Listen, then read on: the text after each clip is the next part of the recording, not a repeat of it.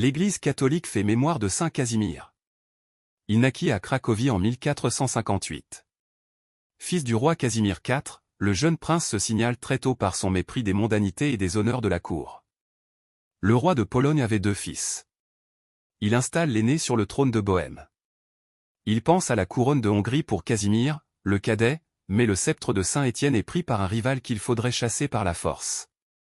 Casimir avait horreur du sang versé.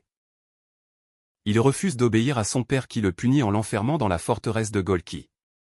Son père étant parti en Lituanie, province polonaise à l'époque, Casimir est libéré de prison pour gouverner le royaume. Il s'acquitte de la fonction royale avec simplicité et sagesse.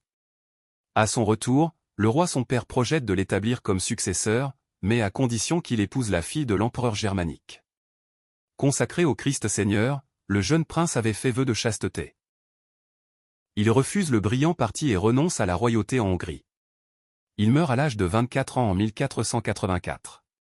Canonisé en 1522, saint Casimir est le patron, toujours très populaire, de la Pologne et de la Lituanie. Saint Casimir demeure un exemple de vie évangélique pour les jeunes chrétiens. Il menait une vie ardente et sobre, la prière lui tenait à cœur, avec en même temps le dévouement aux affaires publiques.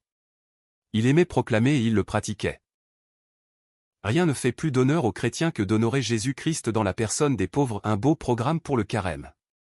Casimir était toujours joyeux, même pendant sa maladie, la tuberculose qui l'emporta très vite. Casimir vient du slave Ka, assemblée émir, la paix. Saint Casimir, priez pour nous. Évangile. Ils le condamneront à mort. Gloire et louange à toi, Seigneur Jésus.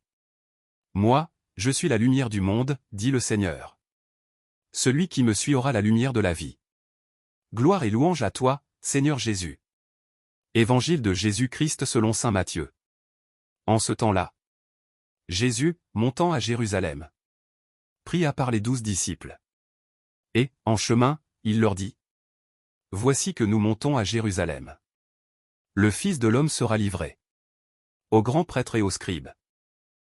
Ils le condamneront à mort. Et le livreront aux nations païennes, pour qu'elles se moquent de lui. Le flagellent et le crucifient. Le 3e jour, il ressuscitera. Alors la mère des fils de Zébédée s'approcha de Jésus avec ses fils Jacques et Jean. Et elle se prosterna pour lui faire une demande. Jésus lui dit : Que veux-tu ?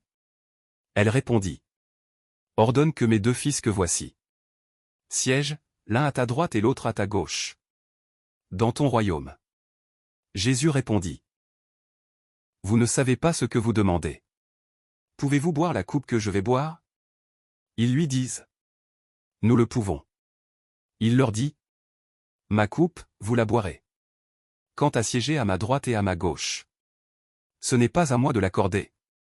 Il y a ceux pour qui cela est préparé par mon Père. Les 10 autres, qui avaient entendu, s'indignèrent contre les 2 frères.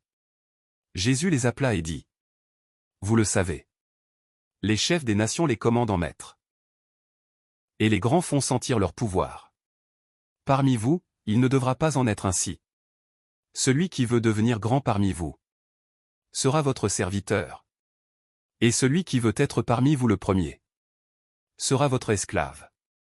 Ainsi, le Fils de l'homme n'est pas venu pour être servi, mais pour servir et donner sa vie en rançon pour la multitude.